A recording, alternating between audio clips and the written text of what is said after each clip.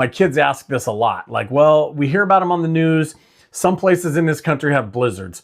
Some places have hurricanes. Some have twisters. We just watched the movie Twister, right? Some have crazy weather patterns. Southern California, for the most part, we have fires, we have firestorms, and we have earthquakes, both of which are relatively unpredictable.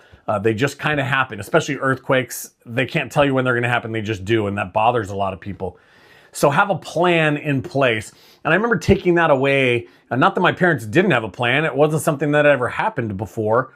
But what are you going to do? Where are you going to go? How are you going to take care of your kids? Most of you watching this are adults. But how are you going to take care of those situations when these things happen? Are you going to meet up in a place? Do you have a plan with your neighbors? Do you have extra food and extra water to help you get through? A place to sleep if you need one? Have some of those things written down. Now we have fancy devices called cell phones that will help you do all that, and you can keep lists. And I certainly have a list. Now I went on to become an Eagle Scout, right, and be prepared. The Scout, parts of the Scout motto and the Scout law and oath is to be prepared. So you try to think through these situations. And then I happened to become a U.S. Marine, and part of that is improvise, adapt, and overcome, right? So you just learn to use what's around you and learn to anticipate the unanticipatable.